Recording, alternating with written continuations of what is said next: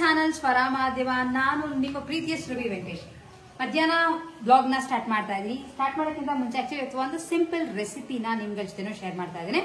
Urgent ಆಗಿ ಇದ್ದಾಗ ಏನಾದ್ರೂ ಒಂದು ಚಿತ್ರಾನ್ನ ತರ ಮಾಡ್ಬೇಕು ಅಂತ ಇದ್ರೆ ಗೋರಿಕಾಯಿ ಹಾಕಿ ಕಲ್ಸಿದಾನ ಮಾಡಿದ್ರೆ ತುಂಬಾ ಟೇಸ್ಟಿಯಾಗೂ ಇರುತ್ತೆ ಅಂಡ್ ಬೇಗನೂ ಆಗುತ್ತೆ, 1 ಪಾಟ್ ಮೀಲ್ ತರನೂ ಆಗುತ್ತೆ. ಅಂತ ಹೇಗೆ ಮಾಡೋದು ಅನ್ನೋದನ್ನ ನಿಮ್ಗಳಿಗೂ ತೋರಿಸ್ತಾ ಇದೀನಿ. ರೆಸಿಪಿ ತುಂಬಾನೇ ಸಿಂಪಲ್, ಟೇಸ್ಟಿಯಾಗೂ ಇರುತ್ತೆ ಅಂಡ್ ಅರ್ಜೆಂಟ್ ಆಗಿ ಯಾರಾದ್ರೂ ಬಂದಾಗ ಮಾಡ್ಬೇಕು ಅಂದ್ರೂ ಮಾಡ್ಕೋಬಹುದು. ಅಥವಾ ಗೋರಿಕಾಯಿ ಬೇಗ ಖಾಲಿ ಆಗ್ತಿಲ್ಲ ಮನೇಲಿ ಅಂತ ಇದ್ರೆ ಇದರ ಒಂದು ಕಲ್ಸ್ತಾನ ನೀವುಗಳನ್ನು ಮಾಡಿ ಟ್ರೈ ಮಾಡಿ ನೋಡಿ.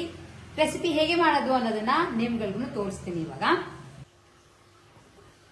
ಸೊ ಫಸ್ಟ್ ಇದಕ್ಕೆ ಗೋರಿಕಾಯಿನ ಈ ತರ ಉದ್ದುದಕ್ಕೆ ಕಟ್ ಮಾಡಿ ಇಟ್ಕೊಂಡಿದ್ದೀನಿ. ಸುಮಾರು ಒಂದು 1/4 kg ಅಷ್ಟು ಇತ್ತು, ಅದನ್ನ ಬಿಡಿಸಿಟ್ಟಿದ್ದೀನಿ ಈ ತರ. ಅದ್ರ ಜೊತೆ ಒಂದೇ ಒಂದು ಸಣ್ಣದು ಟೊಮ್ಯಾಟೊ. ಫಸ್ಟ್ ಒಂದು ದೊಡ್ಡ ಬಾಣಲೆಗೆ ಒಂದು 3 ರಿಂದ 4 ಸ್ಪೂನ್ ಅಷ್ಟು ಎಣ್ಣೆ ಹಾಕೋತಾ ಇದ್ದೀನಿ. ಎಣ್ಣೆ ಸ್ವಲ್ಪ ಜಾಸ್ತಿ ಬೇಕಾಗುತ್ತೆ. ಎಣ್ಣೆ ಕಾದಾದ್ಮೇಲೆ ಇದಕ್ಕೆ ಒಂದು ಅರ್ಧ ಸ್ಪೂನ್ ಅಷ್ಟು ಸಾಸಿವೆ ಹಾಕ್ಕೊಂಡಿದ್ದೀನಿ. ಹಾಗೆ ಒಂದು ಅರ್ಧ ಸ್ಪೂನ್ ಅಷ್ಟು ಜೀರಿಗೆ ಹಾಕ್ಕೊಂಡು ಇದಕ್ಕೆ ಒಂದು ಅರ್ಧ ಸ್ಪೂನ್ ಅಷ್ಟು ಕಡಲೆಬೇಳೆ ಹಾಗೆ ಉದ್ದಿನಬೇಳೆ ಹಾಕ್ಕೊಂಡಿದ್ದೀನಿ. ನಿಮಗೆ ಬೇಕಿದ್ರೆ ಆ್ಯಕ್ಚುಲಿ ಒಣಮೆಣಸಿನ್ಕಾಯಿ ಕೂಡ ಹಾಕೋಬೋದು. ಸ್ವಲ್ಪ ಖಾರ ಬೇಕು ಅಂತ ಇದ್ದರೆ ಒಣಮೆಣಸಿನ್ಕಾಯಿ ಹಾಕೊಂಡ್ರೆ ತುಂಬಾ ಚೆನ್ನಾಗಿರುತ್ತೆ. ಹಾಗೆ ಇದಕ್ಕೆ ಚೂರು ಇಂಗನ್ನು ಹಾಕಿ ಕಡಲೆಬೇಳೆ ಉದ್ದಿನಬೇಳೆ ಕೆಂಪಾಗೋವರೆಗೂ ಹುರ್ಕೋತಾ ಇದ್ದೀನಿ. ಇದು ಕೆಂಪಾಗಿದ್ದು ಆದಮೇಲೆ ಇದಕ್ಕೆ ಹೆಚ್ಕೊಂಡಿರುವಂಥ ಒಂದು ಟೊಮ್ಯಾಟೊನ ಹಾಕೋತಾ ಇದ್ದೀನಿ. ಟೊಮ್ಯಾಟೊ ಹಾಗೆ ಉದ್ದುದ್ದಕ್ಕೆ ಕಟ್ ಮಾಡ್ಕೊಂಡಿರುವಂಥ ಗೋರಿಕಾಯಿನ ಹಾಕ್ಕೊಂಡು ಚೆನ್ನಾಗಿ ಇದನ್ನು ಬಾಡಿಸ್ಕೊತಾ ಇದ್ದೀನಿ. ಗೋರಿಕಾಯಿ ನೀವು ನೀರು ಹಾಕ್ದಂಗೆ ಬೇಯಿಸ್ಕೊತೀನಿ ಅಂತ ಅಂದ್ಕೊಂಡ್ರೆ ಎಣ್ಣೆಲಿ ಚೆನ್ನಾಗಿ ಬಾಡಿಸಿದ್ರು ಸಹ ಸಾಫ್ಟ್ ಆಗುತ್ತೆ. ಬಟ್ ಅರ್ಧಂಬರ್ಧಕ್ಕೆ ಇದನ್ನು ಬೇಯಿಸ್ಕೊಂಡ್ಬಿಟ್ರೆ ಕಹಿ ಶುರು ಆಗಿಬಿಡುತ್ತೆ. ಹಾಗಾಗಿ ಕರೆಕ್ಟಾಗಿ ಬೇಯಿಸ್ಕೋಬೇಕಾಗತ್ತೆ. ಬಾಡಿಸ್ಕೊತಾ ಇದಕ್ಕೆ ಸ್ವಲ್ಪ ಒಂದು ಚಿಟಿಕೆ ಅರಿಶಿನ ಹಾಕ್ಕೊಂಡಿದ್ದೀನಿ. ಅರಿಶಿನ ಹಾಕಿದ ಆದಮೇಲೆ ಸ್ವಲ್ಪ ನೀರು ಹಾಕ್ಕೊಂಡು ಬೇಯಿಸ್ಕೊತಾ ಇದ್ದೀನಿ. ನಾನು ಫುಲ್ ಕಂಪ್ಲೀಟಾಗಿ ಎಣ್ಣೆಲೇ ಬಾಡ್ಸೋಕ್ಕೆ ಹೋಗಲ್ಲ.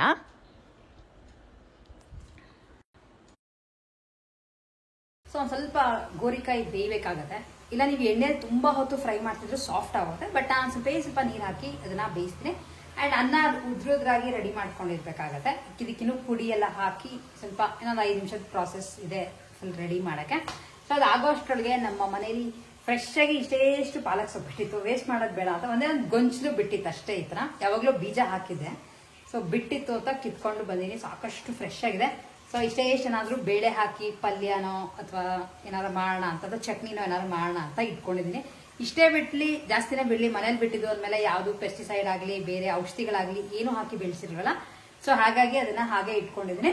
ಅಂಡ್ ನಮ್ಮ ಗಾರ್ಡನ್ ಕೂಡ ಕ್ಲೀನ್ ಮಾಡ್ತಾ ಇದೀವಿ. ಅದೊಂದು ಸೆಪರೇಟ್ ವಿಡಿಯೋ ಮಾಡಿ ಹಾಕ್ತೀನಿ. ಇದ್ರ ಜೊತೆ ನಾನು ಯಾವ್ದನ್ನು ಮಿಕ್ಸ್ ಮಾಡ್ತೀನ.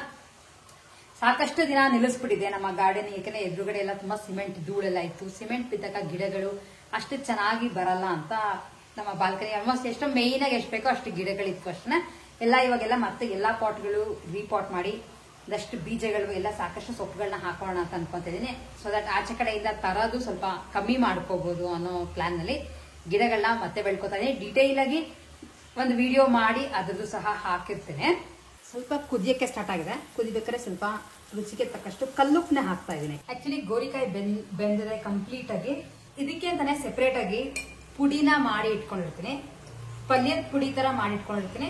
ಅಥವಾ ನೀವು ಹುಳಿ ಪುಡಿ ಆ ತರದ್ದು ಮಾಡಿಟ್ಕೊಂಡಿದ್ರೆ ಅದನ್ನು ಸಹ ಹಾಕೋಬಹುದು. ಇದಕ್ಕೆ ನಾನು ಬೇರೆ ಈರುಳ್ಳಿ ಬೆಳ್ಳುಳ್ಳಿ ಎಲ್ಲ ಏನು ಹಾಕ್ತಿಲ್ಲ. ಸೊ ಈ ಪುಡಿ ಬೈ ಚಾನ್ಸ್ ನಿಮ್ಗಳಿಗೆ ಹೇಗೆ ಮಾಡ್ಕೋಬೇಕು ಅನ್ನೋ ಒಂದು ರೆಸಿಪಿ ಬೇಕು ಅಂತ ಇದ್ರೆ ಕಾಮೆಂಟ್ ಮಾಡಿ ತಿಳಿಸಿ.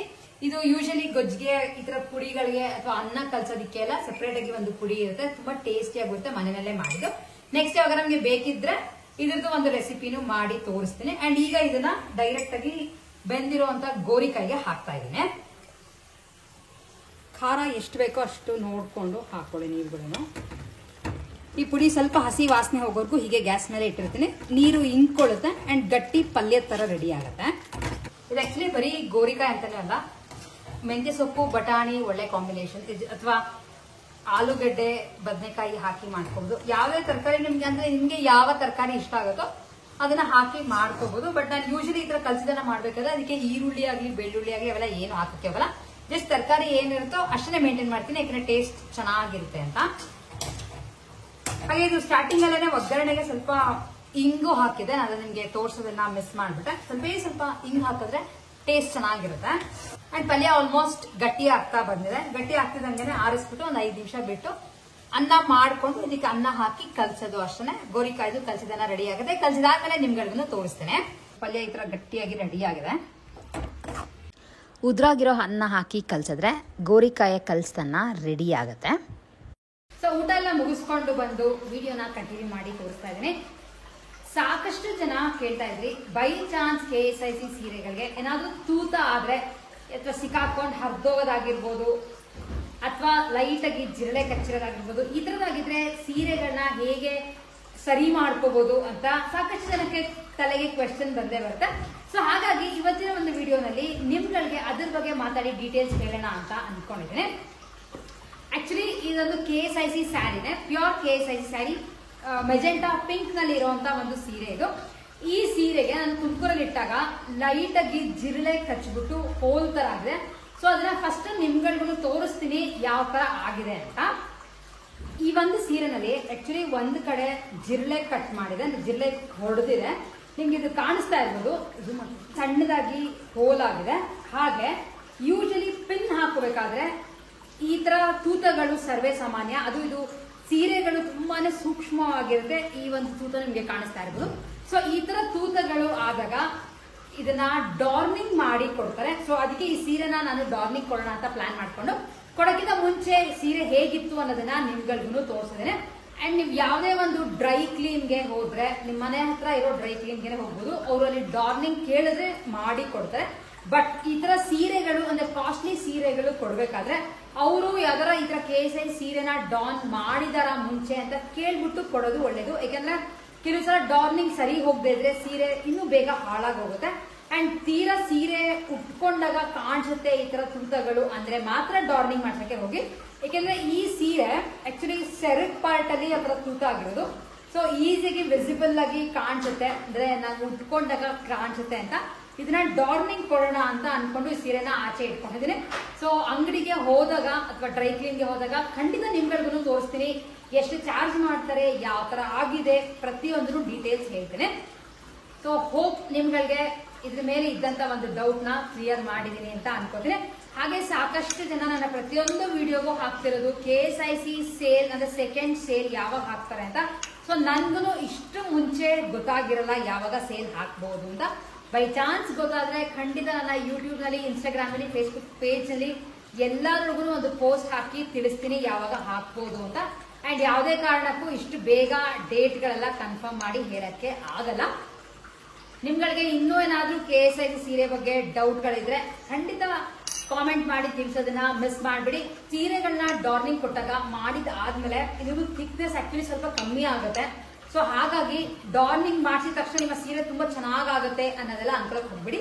ತೂತನ ಮಾತ್ರ ಅವರು ಕವರ್ ಮಾಡಿ ಕೊಡ್ತಾರೆ ಅಷ್ಟೇನೆ. ಸೊ ಹಾಗಾಗಿ ತುಂಬಾ ನೆಸೆಸಿಟಿ ಇದ್ದು ಬೇಕೇ ಬೇಕು, ತುಂಬಾ ದೊಡ್ಡ ದೊಡ್ಡದಾಗಿ ಹೋಲ್ಗಳಾಗಿದೆ ಅಂದ್ರೆ ಮಾತ್ರ ಡಾರ್ನಿಂಗ್ ಮಾಡಕ್ಕೆ ಪ್ರಿಫರ್ ಮಾಡಿ. ಇಲ್ಲ ಹಾಗೆ ಉಟ್ಕೋಬಹುದು ಅಂದ್ರೆ ಖಂಡಿತ ಡಾರ್ನಿಂಗ್ ಎಲ್ಲ ಏನು ಮಾಡ್ಸಕ್ಕೆ ಹೋಗ್ಬೇಡಿ. ಹೋಪ್ ನಿಮ್ಗಳಿಗೂ ಈ ಒಂದು ವಿಡಿಯೋ ಇಷ್ಟ ಆಗಿದೆ ಅಂತ ಅನ್ಕೋತೀನಿ. ವಿಡಿಯೋ ಇಷ್ಟ ಆಗಿದ್ರೆ ವಿಡಿಯೋನ ಲೈಕ್ ಮಾಡಿ, ಹಾಗೆ ಫ್ರೆಂಡ್ಸ್ ಅಂಡ್ ಫ್ಯಾಮಿಲಿ ಜೊತೆ ಶೇರ್ ಮಾಡಿ. ಇನ್ನು ಯಾರ್ಯಾರು ನಮ್ಮ ಚಾನಲ್ ಸ್ವರ ಮಾಧ್ಯಮ ಸಬ್ಸ್ಕ್ರೈಬ್ ಮಾಡಿದಾಗ ನೋಡ್ತಿದ್ರು ಫಸ್ಟ್ ಹೋಗಿ ಸಬ್ಸ್ಕ್ರೈಬ್ ಮಾಡಿ, ಪಕ್ಕದಲ್ಲಿ ಒಂದು ಬೆಲ್ ಐಕಾನ್ ಪ್ರೆಸ್ ಮಾಡಿದ್ರೆ ಯಾವುದೇ ವಿಡಿಯೋಗಳು ಹಾಕಿದ್ರು ನಿಮ್ಗೆ ನೋಟಿಫಿಕೇಶನ್ಸ್ ಬರುತ್ತೆ ಅಂಡ್ ನೀವು ವಿಡಿಯೋಗಳನ್ನ ನೋಡ್ಬೋದು ಅಂತ ಹೇಳ್ತಾ ಇವತ್ತಿನ ವಿಡಿಯೋನ ಎಂಡ್ ಮಾಡ್ತಾ ಇದ್ದೀನಿ. ನೆಕ್ಸ್ಟ್ ವಿಡಿಯೋಲಿ ಮತ್ತೆ ನೀವೆಲ್ಲರನ್ನು ಮೀಟ್ ಮಾಡ್ತೀನಿ. ಅಲ್ಲಿವರೆಗೂ take care and bye bye.